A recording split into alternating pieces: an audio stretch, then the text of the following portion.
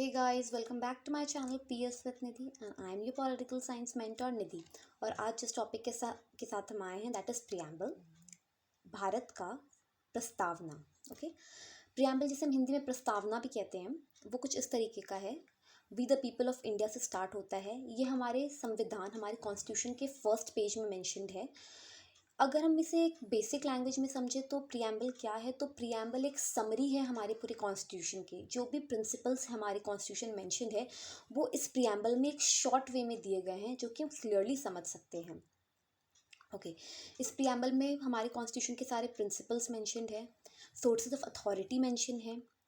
Preamble का base था objective resolution. Objective resolution हमारे प्रधानमंत्री जवाहरलाल नेहरू ने पास किया था कॉन्स्टिट्यूएंट असेंबली में 13 दिसंबर 1946 में, और यही ऑब्जेक्टिव रेजोल्यूशन बेस बना प्रियम्बल के लिए।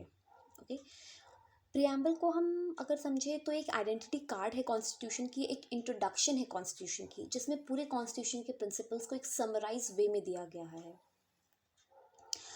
प्रियम्बल को अडॉप्ट किया गया था 26 नवंबर 1949 में, और इसे इफ़ेक्ट में लाया गया था 26 जनवरी 1950 को, जिसे हम रिपब्लिक डे भी कहते हैं, से जानते हैं। तो बेसिकली प्रियम्बल कुछ इस तरीके का है। We the people of India have solemnly resolved to constitute India into sovereign, socialist, secular, democratic. इससे पहले कि हम आगे बढ़े, हम इस 4 वर्ड्स का मतलब समझेंगे। सॉवरेन, सोशलिस्ट, सेक्युलर और डेमोक्रेटिक। सॉवरेन, जो टर्म होता है सॉवरेन, अगर उसे सिंपल मतलब में समझे तो इसका मतलब होता है सुप्रीम पावर, और प्रियम्बल में इसका मतलब ये है कि इंडिया एक सॉवरेन कंट्री है। सॉवरेन कंट्री है मतलब इंडिया एक सुप्रीम पावरफुल कंट्री है जो किसी के अधीन नहीं आता, किसी और कंट्री के अंडर नहीं आता, किसी और कंट्री के डोमेन में नहीं आता। एक इंडिपेंडेंट कंट्री है और वो इंडिपेंडेंट है अपने internal as well as external decisions लेने के लिए। ओके, अब आया दूसरा वर्ड सोशलिस्ट। ये जो टर्म सोशलिस्ट है स्टार्टिंग से हमारे प्रियम्बल में नहीं था, इसे हमने 42nd अमेंडमेंट हुआ था जो 1976 में हुआ था, उसमें हमने ऐड किया था। ये सोशलिस्ट वर्ड हमने 1976 के 42nd अमेंडमेंट से हमारे प्रियम्बल में ऐड किया था। सोशलिस्ट का मतलब होता है कि हमारी जो इंडियन इकोनॉमी होगी वो मिक्स्ड होगी, प्राइवेट भी होगी और पब्लिक सेक्टर की भी होगी। ये को एग्जिस्ट करेगी, प्राइवेट प्लस पब्लिक। ओके, तीसरा वर्ड है सेक्युलर। ठीक, जैसे हमने कहा सोशलिस्ट को भी हमने 42nd अमेंडमेंट 1976 से अडॉप्ट किया था, तो वैसे ही हमने सेक्युलर को भी 42nd अमेंडमेंट 1976 से अडॉप्ट किया है। सेक्युलर का मतलब ये होगा कि इंडिया एज अ कंट्री, उसका कोई अपना रिलीजन नहीं होगा, या इंडिया कोई एक रिलीजन को सपोर्ट नहीं करेगी या फेवर नहीं करेगी। सारे रिलीजन्स, इंडिया के पीपल, जितने पीपल होंगे, जो जो रिलीजन को वो फॉलो करते होंगे, कंट्री इंडिया के लिए वो सारा रिलीजन इक्वल होगा, वो उसे इक्वल रिस्पेक्ट देगी, इक्वली प्रोटेक्ट करेगी और सपोर्ट करेगी। इंडिया का कोई एक रिलीजन नहीं होगा जिसे वो फेवर करेगी। डेमोक्रेटिक, डेमोक्रेटिक का मतलब ये होगा कि बेसिकली जो कॉन्स्टिट्यूशन है उसमें मेंशन्ड है कि ये जो अथॉरिटी है वो कहाँ से आएगी। कॉन्स्टिट्यूशन में जो अथॉरिटी मेंशन्ड है वो कहाँ से आएगी, तो वो लोगों से आएंगी। लोग होंगे जो पावर देंगे थ्रू इलेक्शंस। जैसे हम we the people of India, हम इलेक्शन में पार्टिसिपेट करते हैं और पावर देते हैं अपने रिप्रेजेंटेटिव्स के लिए को, कि वो हमारे वेलफेयर के लिए काम कर सकें। तो यही डेमोक्रेटिक है। फिफ्थ है रिपब्लिक। बेसिकली रिपब्लिक का ये मतलब होता है कि जो हमारा हेड ऑफ़ द स्टेट है वो डायरेक्टली या इनडायरेक्टली इलेक्ट होके आए। जो हमें रिप्रेजेंट कर रहा है हेड ऑफ़ द स्टेट, वो डायरेक्टली या इनडायरेक्टली इलेक्ट होके आए। ओके, हेरिडेटरी बेस या किसी और बेस से इलेक्ट ना हो, बल्कि थ्रू पीपल डायरेक्टली या इनडायरेक्टली इलेक्ट हो। जैसे इंडिया के केस में प्रेसिडेंट, जिसे हम हेड ऑफ़ द स्टेट जानते हैं, इंडिया में एक हेड ऑफ़ द स्टेट होता है, एक हेड ऑफ़ द गवर्नमेंट होता है। हेड ऑफ़ द स्टेट कौन होता है? प्रेसिडेंट होता है, और head of the government prime minister होते हैं। तो head of the state president है, जो कि indirectly by the people elect होके आते हैं। ओके, तो दीज वर द 5 कीवर्ड्स जो कि प्रियम्बल में हम देखते हैं: sovereign, socialist, secular, democratic, okay, and republic too. उसके बाद है जस्टिस। उसके बाद बात की जाती है जस्टिस। किस टाइप की जस्टिस? Social, economic, political. जब हम जस्टिस की बात करते हैं तो हमारे प्रियम्बल में मेंशन है सोशल जस्टिस। सोशल जस्टिस मतलब सोसाइटी में एक जस्टिफिएबल माहौल रहे, किसी के साथ इनइक्वालिटी या अनफेयर ना हो सके। इकोनॉमिक जस्टिस मतलब होगा कि हम एक इकोनॉमिक इनजस्टिस ना प्रिवेल करे सोसाइटी में, लोगों को इक्वल अपॉर्चुनिटी मिले to equal opportunity to flourish themselves. Political justice का होगा कि पॉलिटिकल राइट्स जो हैं वो लोगों को इक्वली मिले, जो कि हमारा हमारा पॉलिटिकल राइट है, राइट टू वोट, तो वो हर इंसान को मिले on the basis of universal adult franchise. हर इंसान को पॉलिटिकल राइट मिले जो कि है राइट टू वोट। फिर आता है liberty, liberty of thought, expression, belief, faith and worship.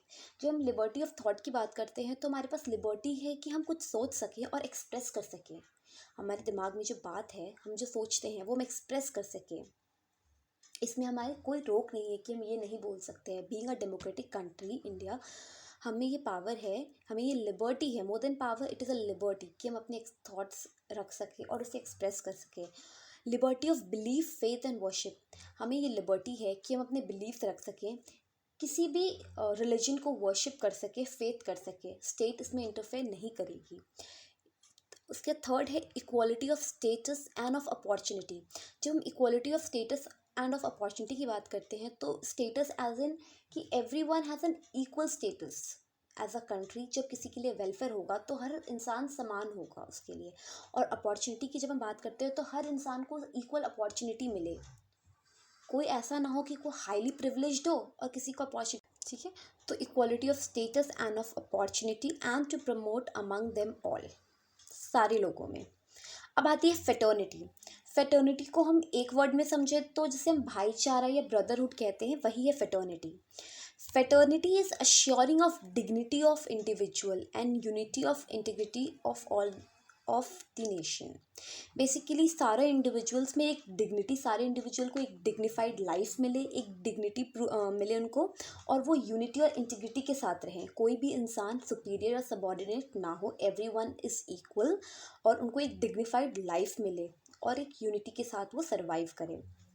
तो ये बेसिकली प्रियम्बल था जिसमें बहुत सारे प्रिंसिपल्स जो हमारे कॉन्स्टिट्यूशन में बहुत डीपली मेंशन है वो एक समराइज्ड फॉर्म में दिए गए हैं। और 42nd अमेंडमेंट से बेसिकली 3 वर्ड्स ऐड हुए थे, that is socialist, integrity and secular. ये प्रियम्बल है, 2 बार इसमें इंटरप्रिटेशन किया गया है सुप्रीम कोर्ट के द्वारा। सबसे पहला इंटरप्रिटेशन हुआ था बेरूबारी यूनियन केस में।